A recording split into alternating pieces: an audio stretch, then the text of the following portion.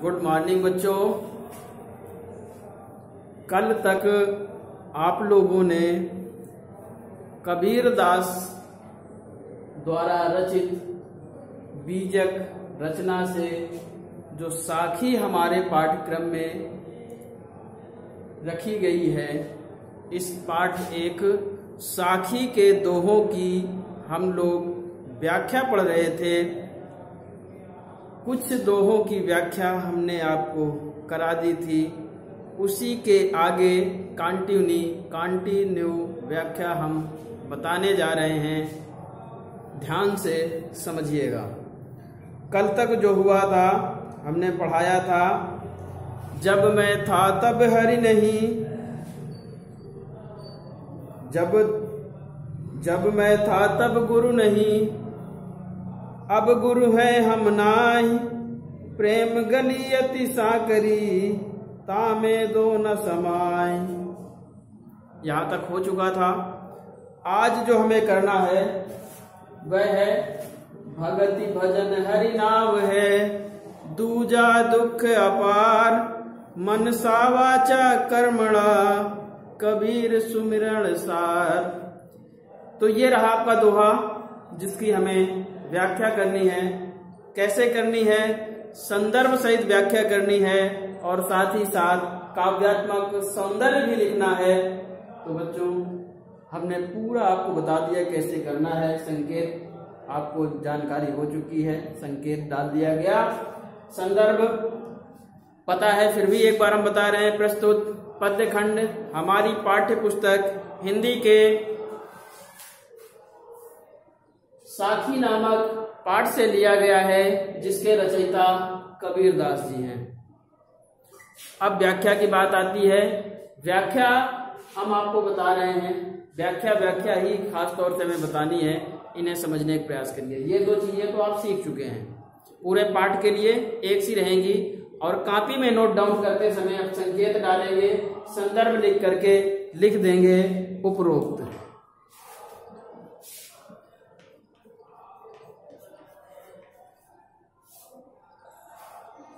ठीक है। अब बार बार आप लोगों को संदर्भ लिखने की आवश्यकता नहीं है। व्याख्या में हम आपको बता रहे हैं, इसे समझने का प्रयास करिएगा। पहले ये जान लीजिए, कबीर दास जी ने ये बताया कि हमारी जो ये जीवात्मा है, यह जीवात्मा इस संसार में आकर के अपने कर्म करती रहती है। उस कर्म के आधार पर ही उसका अगला जन्म होता है, वह उसके कर्म ही निर्धारित करते हैं। एक थोड़ी सी बात समझिए। जैसे व्यक्ति के दो ग्राफ साथ साथ चलते हैं, एक अच्छाई का ग्राफ, एक बुराई का ग्राफ।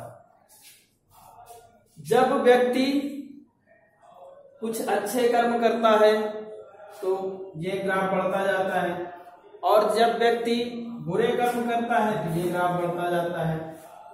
ये अच्छे कर्म का ग्राफ है, ये बुरे कर्म का ग्राफ है। जब व्यक्ति अपने जीवन काल में अच्छे बुरे दोनों कर्म करता जाता है तो उसके उसी अनुसार अगले जो जन्म है वो निर्धारित होते हैं। यदि बुरे कर्म का ग्राफ होता है तो हमें जलीय जीव, कीड़े मकोड़े आदि बनाया जाता है। यदि अच्छे बुरे दोनों हुए तो हमें पेड़ पौधे, पक्षी, अन्य जीव जंतु बनाए जाते हैं। और यदि हमारे बुरे कर्म नहीं हुए, सिर्फ अच्छे कर्म ही हुए, इसका ग्राफ पूर्ण रूप से बढ़ गया, हमने अपने जीवन में बुरे कर्म नहीं किए, तभी जाकर के हमारी जो ये जीवात्मा है इस संसार को छोड़ करके परमात्मा में विलीन हो जाती है। तो कबीर दास जी का मुख्य उद्देश्य यही था। वह लोगों को यही ज्ञान देना चाहते थे कि हमें इस संसारिक माया मोह से छूटकर या इस संसारिक जीवन बंधनों से मुक्त होकर के क्या परमात्मा में विलीन हो जाना चाहिए। और उसको उस परमात्मा तक पहुंचने के लिए एक ही बात उन्होंने बताई कि हमें कर्म अच्छे करने चाहिए। जो ईश्वर को प्राप्त करने के मार्ग हैं, उन मार्गों पर चलते हुए हमें कर्म अच्छे करने चाहिए। हमें बाह्य आडंबर, दिखावा, इन सब चीजों को नहीं करना चाहिए, ये कबीरदास जी ने कहा। तो आप देखेंगे, कहा भगत भजन हरि नाव है। उन्होंने कहा हमें इस संसारिक जो भवसागर है, इस भवसागर से पार करने के लिए हमारे पास ईश्वर की भक्ति रूपी नाव है। किससे? इस संसारिक भवसागर को पार करने के लिए हमारे पास ईश्वर की भक्ति रूपी नाव है, जिसके सहारे हम क्या कर सकते हैं? ईश्वर को पा सकते हैं। किसके माध्यम से? ईश्वर की भक्ति रूपी नाव के सहारे हम परमात्मा को प्राप्त कर सकते हैं। दूजा दुख अपार, इसके अलावा जितने भी हम यहाँ कर्म करते हैं वो कहीं न कहीं हमें दुख ही देने वाले हैं। फिर आगे क्या कहा? मनसा वाचा कर्मणा कबीर सुमिरन सार।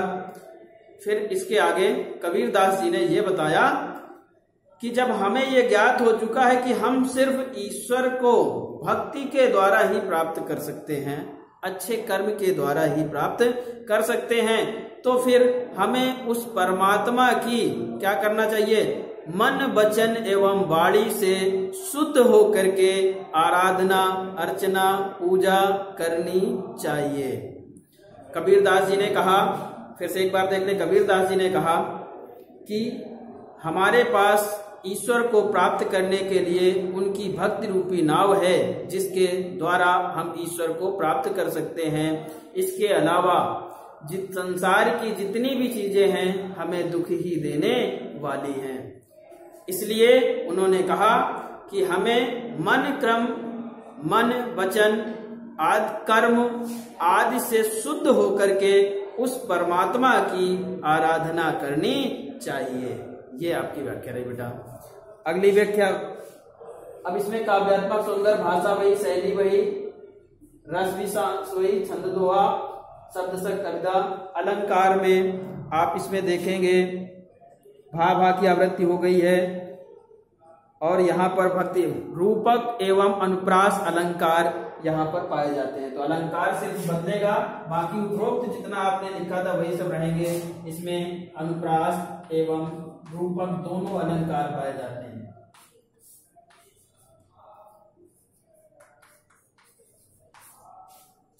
तो ये रहा इसकी व्याख्या। अगले दोहे पर हम आते हैं। कबीरा चित्त चमंकिया चौदिस लागी लाई, कबीरा चित्त चमंकिया चौदिस लागी लाई, हरि सुमिरण हाथू घड़ा बेगे ले बुझाई। अब यहां इसमें क्या कहा कबीरदास जी ने? कबीरदास जी ने कहा कि चित्त चमंकिया, चित्त माने मन, हृदय, चित्त माने वास्तव मन। तो उन्होंने कबीरदास जी कहते हैं मेरे मन में जब क्या हुआ? चमंकिया अर्थात प्रकाश भर गया।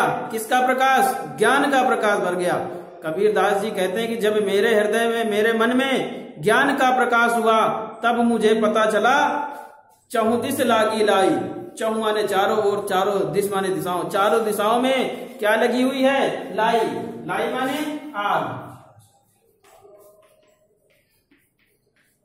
ये खाने वाली लाई नहीं, जो आप लोग सोच लें खाने वाली लाई है, नहीं, लाई माने आग। तो कबीरदास जी कहते हैं जब मेरे मन में ज्ञान का प्रकाश हुआ, तब मुझे पता चला कि संसार में चारों ओर क्या लगी हुई है? भ्रम रूपी आग लगी हुई है। कोई व्यक्ति सत्यता को जानता ही नहीं है, वह भ्रमवश जीवन व्यतीत कर रहा है। तो उन्होंने कहा चारों ओर क्या लगी हुई है? भ्रम रूपी आग लगी हुई है। फिर आगे क्या कहा उन्होंने? हरि सुमिरण हाथू घड़ा बेगे ले बुझाई। तो चारों ओर जो ये भ्रम की आग लगी हुई है, इसको बुझाने के लिए आपके पास ईश्वर का स्मरण रूपी घड़ा है। ईश्वर का स्मरण रूपी घड़ा, ईश्वर का भक्ति रूपी घड़ा, जिसके द्वारा ये भ्रम रूपी आग बुझाई जा सकती है। तो हे मनुष्य, तो क्या कर, इस भक्ति रूपी स्मरण के घड़े, ईश्वर के स्मरण के घड़े से जल्दी से अपने इस भ्रम रूपी आग को बुझा ले। बाकी सब सेम रहेगा। अगले दोहे पर हम आ जाते हैं। अंसड़िया झाई पड़ी, पंथ निहार निहार, जी भड़या छाला पड़ा, राम पुकार पुकार।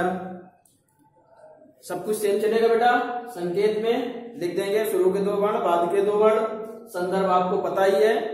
व्याख्या में फिर हम बताने जा रहे हैं, ध्यान से सुनिएगा। क्या कहा? अंसड़िया झाई पड़ी, पंथ निहार निहार। कबीरदास, अंसड़िया माने आंखें, झाई पड़ना अर्थात धुंधला दिखाई देना। तो कबीरदास जी कहते हैं कि मुझे अपने प्रभु की, ईश्वर की राह देखते देखते, रास्ता देखते देखते मेरे आंखों में झाइयां पड़ गई, अर्थात मुझे धुंधला दिखाई देने लगा है। और क्या कहा?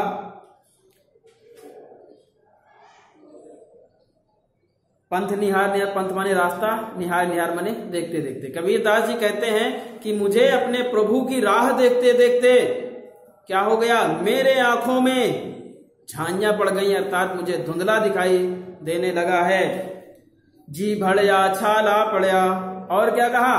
मुझे अपने प्रभु का नाम पुकारते पुकारते मेरे जीवा में, जीभ में, जी भड़या माने जीवा, जीभ में मेरे छाले पड़ गए हैं। किसके लिए, कैसे पड़ गए हैं? राम पुकार पुकार, अपने प्रभु का, राम का नाम पुकारते पुकारते मेरे जीभ में छाले पड़ गए हैं। फिर से एक बार हम फिर बताते हैं, ध्यान सुनिएगा। कबीरदास जी कहते हैं कि मुझे आंखों से धुंधला दिखाई देने लगा है। क्यों? क्योंकि अपने प्रभु की राह देखते देखते, अपने परमात्मा की राह देखते देखते, रास्ता देखते देखते मेरे आंखों में झाइयां पड़ गई हैं, मुझे धुंधला दिखाई देने लगा है, तथा उस परमात्मा का नाम पुकारते पुकारते मेरे जीवा में, जीभ में छाले पड़ गए हैं, किंतु अभी तक मुझे अपने परमात्मा के दर्शन नहीं हुए हैं। तो ये रहा बेटा। अगले दोहे पर आते हैं। झूठे सुख को सुख कहे, मानत है मन मोद, जगत चवैना काल का, कछु मुख में कछु गोद। कबीरदास जी ये बताते हैं कि यहाँ जो हमें संसारिक सुख दिखाई देता है वह वास्तविक सुख नहीं है, ये सब झूठा सुख है। वास्तविक सुख तो तभी है जब हमारी यह जीवात्मा परमात्मा में मिल जाए, यानी हम परमात्मा को प्राप्त कर लें, वही वास्तविक सुख है। शेष संसार में जितने भी चीजें हैं, घर द्वार, भाई बंधु, पत्नी, माँ, कोई भी वास्तविक सुख देने वाला नहीं, ये क्षणिक सुख देते हैं, कुछ देर के लिए इनका सुख होता है। इसलिए उन्होंने क्या कहा? झूठे सुख को सुख कहे, मानत है मनमोद। कबीरदास जी कहते हैं मनुष्य ऐसा बावरा प्राणी है कि ये संसारिक जो ये झूठा सुख है उसको ही वास्तविक सुख मान करके मन मोद, अपने मन में बड़ा प्रसन्न होता है। मनुष्य ऐसा बावरा प्राणी है, भ्रम बस ये क्या करता है कि जो झूठा सुख है उस झूठे सुख को ही वास्तविक सुख मान लेता है, और वास्तविक सुख मान करके ही अपने मन में बड़ा प्रसन्न होता है। और कबीरदास जी क्या कहते हैं दूसरी लाइन में? जगत चवैना काल का, कछु मुख में कछु गोद। कबीरदास जी कहते हैं किंतु सत्य तो यह है कि यह संसार काल के चबैने के रूप में है, जिसे उसने कुछ तो खा लिया है और कुछ यहाँ जो बिखरे हुए हैं उन्हें भी उठा करके धीरे धीरे समाप्त कर देगा। तो यह रही इसकी व्याख्या बेटा। अब अगले दोहे पर आते हैं। अगले दोहे में कहा, जब मैं था तब हरि नहीं, अब हरि है मैं नाई, सब अंधियारा मिट गया, जब दीपक देखा माही। कल इसी प्रकार एक आया हुआ था, जब मैं था तब गुरु नहीं। अब यह है जब मैं था तब हरि नहीं। मैं माने अहंकार, हरि माने भगवान। कबीरदास जी कहते हैं कि जब तक मेरे हृदय में अहंकार था तब तक मुझे परमात्मा की प्राप्ति नहीं हुई, और जब एक बार मुझे क्या हो गया, अब हरि है मैं नाही, अब जब एक बार मेरे हृदय में परमात्मा का वास हो गया तो क्या फिर हुआ? क्या मेरे हृदय का जो अहंकार था वह नष्ट हो गया। अगली लाइन में क्या कहा उन्होंने? सब अंधियारा मिट गया जब दीपक देखा माई। उन्होंने कहा मेरे हृदय में जो भ्रम और अंधकार भरा हुआ था, जैसे ही मुझे परमात्मा की प्राप्ति हुई, परमात्मा रूपी प्रकाश का वास मेरे हृदय में हो गया, मेरे हृदय का संपूर्ण अंधकार, संपूर्ण अहंकार, भ्रम सब दूर हो गया। उम्मीद करता हूं बच्चों समझ में आ रहा होगा। एक दो दोहे और पढ़ लेते हैं क्योंकि समय ज्यादा हो रहा है। कबीरा कहा गरबियो ऊंचे देखी आवास, काल परे भुई लोटड़ा ऊपर जामे घास। तो बच्चों ये आपका आज का अंतिम दोहा होगा। इसकी भी व्याख्या सुन लेते हैं। संकेत और संदर्भ आप लोग नोट कर लेंगे। जैसे बताया गया हम इसकी व्याख्या जल्द बता देते हैं। तो सुनिए क्या कहा। कबीरा कहा गरबियो ऊंचे देख आवास। कबीरदास, गरबियो माने घमंड करना, ऊंचे आवास, बड़े बड़े घरों को। कबीरदास जी कहते हैं कि हमें अपने इन ऊंचे ऊंचे भवनों को देख करके घमंड नहीं करना चाहिए। क्या कहा कबीरदास जी ने? कबीरदास जी ने कहा हमें अपने इन ऊंचे ऊंचे बड़े बड़े भवनों को, घरों को देख करके घमंड नहीं करना चाहिए। क्यों नहीं करना चाहिए? काल परे भुई लोटड़ा। काल, कल जब अर्थात आगे जब हमारी मृत्यु हो जाएगी तब हमें इस जमीन में ही लिटा दिया जाएगा, जमीन में ही दफना दिया जाएगा। ऊपर जामे घास, और फिर क्या होगा? हमारे ऊपर फिर घास ही जमनी है अर्थात उगनी है। ऐसा तो नहीं है कि गरीब है तो जमीन में लिटा दिया जाए और अमीर है तो आसमान में टांग दिया जाए। ऐसा तो नहीं है कि जमीन में अगर गाड़ने के बाद अमीर है तो, गरीब है तो उसके ऊपर घास जमे और अमीर है तो उसके ऊपर फूल उगे। ऐसा नहीं संभव है। प्रकृति सबके साथ एक जैसा न्याय करती है। तो इसलिए कबीरदास जी ने क्या कहा है, फिर से एक बार सुन ले। कबीरदास जी कहते हैं कि हमें अपने इन ऊंचे ऊंचे भवनों को देख करके घमंड नहीं करना चाहिए, क्योंकि कल जब हमारी मृत्यु हो जाएगी तो मृत्यु के बाद हमें इस जमीन में ही दफना दिया जाएगा और उसके बाद हमारे ऊपर घास ही उगनी है। तो ठीक है बच्चों, ये रहे आज आपकी साखी के कुछ दोहे। 4 दोहे और बच रहे हैं जिन्हें हम अगले टर्न में पढ़ा देंगे। उम्मीद करता हूँ आप लोगों को अच्छे से समझ में आ गए होंगे। ठीक है, फिर आज की क्लास यही समाप्त करते हैं। धन्यवाद।